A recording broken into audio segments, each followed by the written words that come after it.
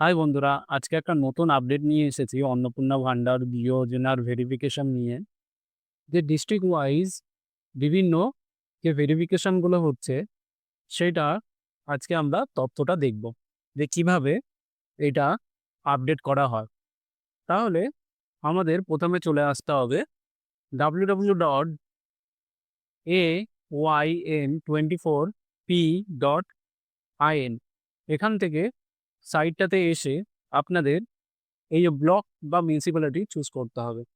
Block বা municipality choose করার পরেই আপনাদের ওয়ার্ডটা চুজ করতে হবে।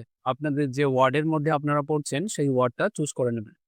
ওয়ার্ডটা চুজ করার পরেই এখানে আপনাদের ব্যাংকের লাস্ট 4 ডিজিট দিয়ে দেবেন। দিয়ে দেওয়ার পরে সার্চ অপশনটা ক্লিক করবেন।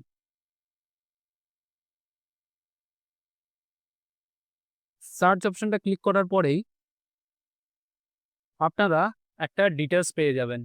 যে এখানে ডিটেইলসে দেখে নেবেন যে কি ডিটেইলস রয়েছে, আপনার ডিটেইলসটা আসছে নাকি। এখানে গিয়ে আপডেট অপশনটা ক্লিক করবেন। আপডেট অপশনটা ক্লিক করলেই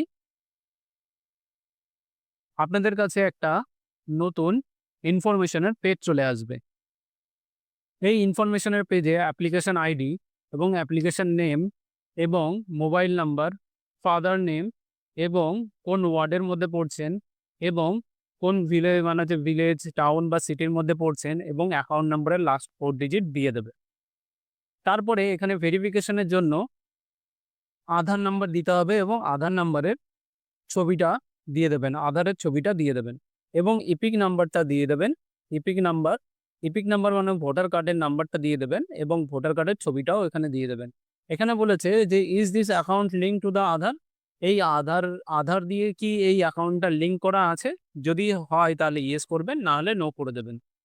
কি বলেছে? Have you applied for before SIR tribunal submitted applications under CA? যদি আপনারা এসআইআর এর জন্য অ্যাপ্লাই করে থাকেন, ট্রাইব্যুনালে অ্যাপ্লাই করে থাকেন বা আপনারা সিএ এর জন্য যদি অ্যাপ্লাই করে থাকেন তাহলে ইয়েস করবেন, নাহলে নো করে দেবেন। য তারপরে এই যে টিক মার্কটা রয়েছে, চিহ্ন দেবেন, তারপরে সাবমিট করবেন। সাবমিট করলেই ফর্মটা ফিল আপ হয়ে যাবে। তাহলে এই ভিডিওটা দেখে যদি আপনারা উপকৃত হন তাহলে লাইক করবেন এবং কমেন্ট করবেন কোনো কিছু বুঝতে প্রবলেম হলে, এবং আমার চ্যানেলটা সাবস্ক্রাইব করবেন আমার কাজটা যদি ভালো লেগে থাকে। তাহলে আজকে এই অবধি।